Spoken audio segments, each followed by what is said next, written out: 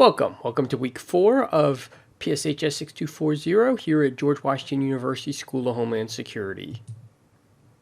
So just announcements. I think we had a very good WebEx session. The two briefers did pretty well. I think they really set the example. I would highly recommend, if you're still doing the WebEx session, to talk to them, to talk to Group 1, and pick their brains on what went well, what my critique was, so you're more prepared for the next week. And I have no problem with you doing that, so your presentation is a lot better. But kudos again to Group 1, very good for the first time in the shoot. And just as a reminder, Group 2 is coming up, not this coming week, but the following Thursday at 9 p.m. Eastern Standard Time. You'll look on week 5, the tab, or module 5 tab, to see the assignment, which is WMD terrorism, and you'll be briefing and you won't be doing the paper that week. Paper 1 is due now, yesterday, depending on when you're watching it. I did not get any issues, any notes for extensions or anything, so I look forward to having those, reading those, and having those back to you probably by the end of the week. And then finally, I just want to emphasize there's a DC session. There was a couple of people who are in the DMV area that are in this class. We are trying to advertise this as a hybrid program that you can take online and in person, so you get kind of the both avenues of the course. I teach this in person in the fall. So I would encourage you to do that. And I also know that if you're doing GI Bill, you can get full credit for being in residence if you take the one semester a year, or one class a semester in person going forward. So, food for thought for those of you who are in the DC area going forward. I just want to caution, I don't know what the schedule is going to be in this fall. If classes are going to be in person or not, that is still up for debate right now. So I just want to make sure that you're caveated on that.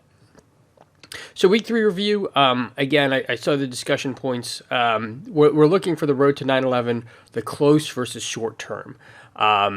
Is 9/11 was it a result of a long-term phenomenon? Do we look back at the documentary, back to the Wahhabist area of the 18th century? Do we look at the mandate period of the following World War I?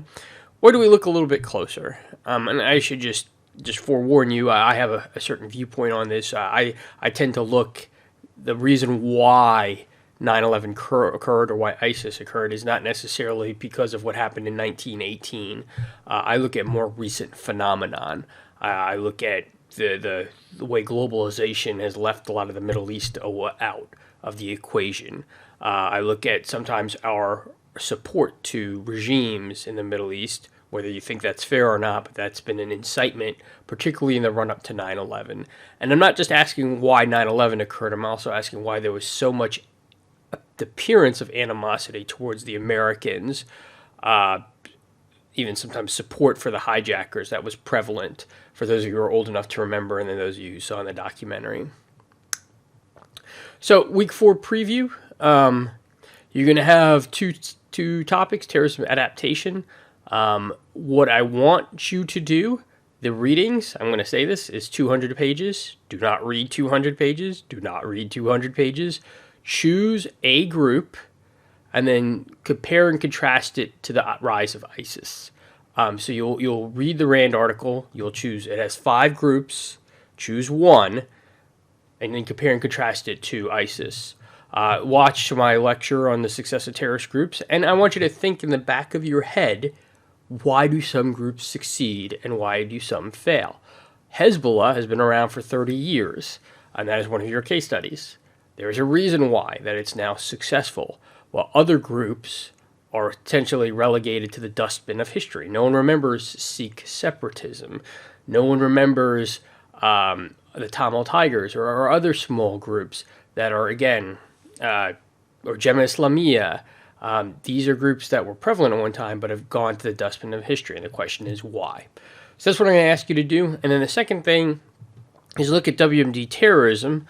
You have the readings on Om Shinrikyo. I have a movie, Dirty War, It's the HBO version of Dirty War that I've assigned. It's a good flick. Just keep in mind might not be family appropriate, so make sure you kind of watch that on your own. You have the lecture and the discussion about Om Shinrikyo and Al Qaeda. The more you think about this and about WMD terrorism and the issues brought up and watch the movie, the better you'll be prepared for the paper. The paper will become a lot more self-explanatory as you go through this module. So just keep that in mind going forward. And then as you keep this in mind, the one thing I ask is when you're watching the news every night, how do governors, state officials, presidents explain the coronavirus, explain technical details on COVID-19? No one's an epidemiologist. No governor is an epidemiologist, or the president's certainly not an epidemiologist. But they have to explain to the public what R rates are and what transmission rates and testing protocols and things that get a little technical have to be explained in some very, very simple language. So keep that in mind as you go forward, and I look forward to this week's discussion, and if there's issues, let me know.